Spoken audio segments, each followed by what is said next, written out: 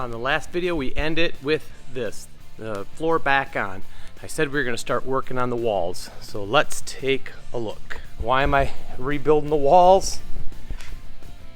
Hopefully you can see the plywood is really starting to delaminate on the edges.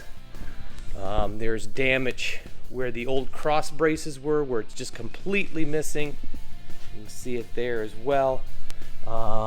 And then on the lower section of the walls, same as we had, major deterioration stuff is gone. There you can see it, this whole bottom edge just wiped right out. So let's dig in to some of the details on the walls and then we'll start building. So this is on the inside of that plywood, and remember I mentioned it had like a layer of masonite. Look at that, I can peel it off with my fingernail. I don't know exactly how thick it is, but you look here and it's just like paper thin, a layer on both sides of the plywood. So I took the light off, got that out of the way, and when I did, it exposed several colors that I have not seen. So there is a yellow that apparently was on the exterior at one point. Hopefully you can see that. There you go. And then there was the teal, or the aqua, excuse me, that I was thinking was the original color. You can see it right there. But then there is this right here. And that appears, we're really zoomed in, but it appears that the green is sitting on top of that. So a couple more colors that this camper was. So now it's been blue, two different shades of blue, a yellow, a red, green, and now this deeper color right here. I'm gonna kind of say it's like a burgundy, but I'll see if I can get a better match on that.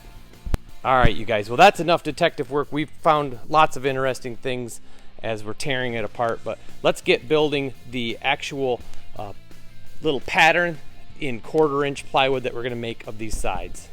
Quickly, I'm going to show you some of the different plywoods that I'm using for my templates, for the floor, and for the walls. This is the plywood that I'm using for the patterns. I bought this at Menards. It's 1/4-inch. This is what I'm using for the walls. It's 1/2-inch UV stabilized birch. And this is the plywood for the floor. It is BCX 1/2-inch. One side is sanded, one side is not. So this is the bottom, this will be the top.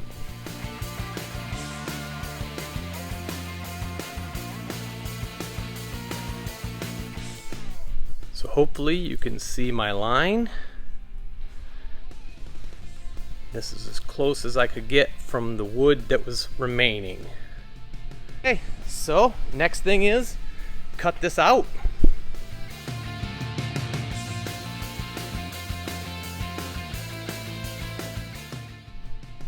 All right, there is the side.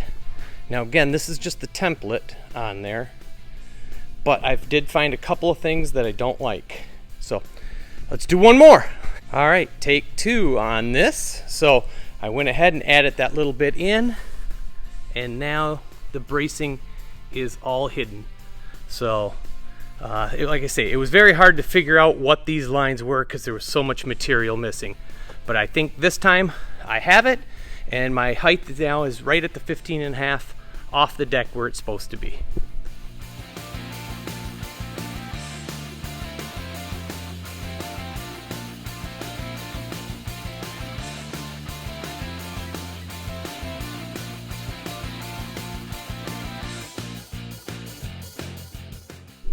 Okay, first side is cut.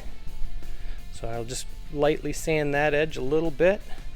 There are a couple of small imperfections, but they I think will easily sand out.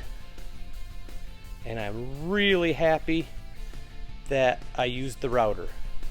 So overall, first side is complete.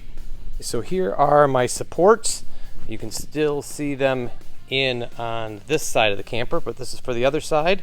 So I've already sanded, glued, and clamped the rear one. And now I'll do the front one. So that's going to hold the side on and support the floor.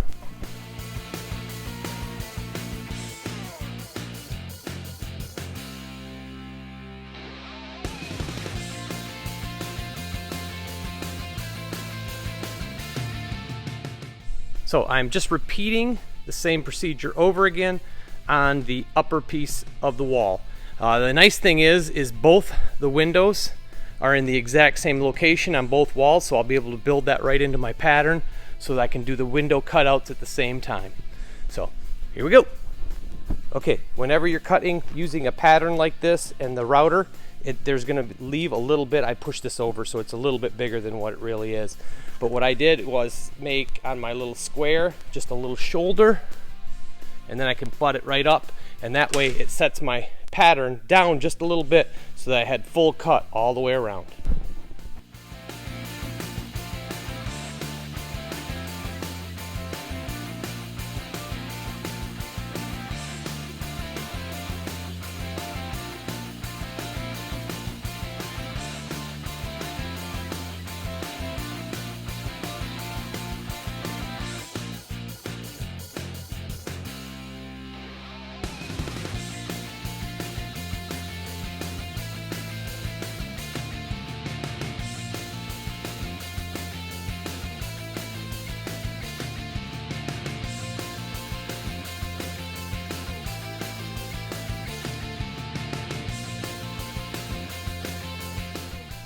Well, I guess that's going to wrap up this video for the lower side section of the camper. As you can see, both the lower sides are done. The boxes for the fenders are done. Everything is drilled and the bolts are all through. So I do have to take that side back off, paint the undercoating on it. I still have to rip this side so the pattern is on, and the other one is already cut. Okay, so overall, I would say the project has not been super difficult. Once you kind of get how each thing has to go together, it does help quite a bit. I'm going to give you a little sneak peek at what the interior is going to be. Obviously, I'm going to use this birch plywood as the inside, but there is the flooring. It's just a wood grain linoleum. That's real close to what was originally in it. So here's my question to you, YouTubers: the color for the exterior.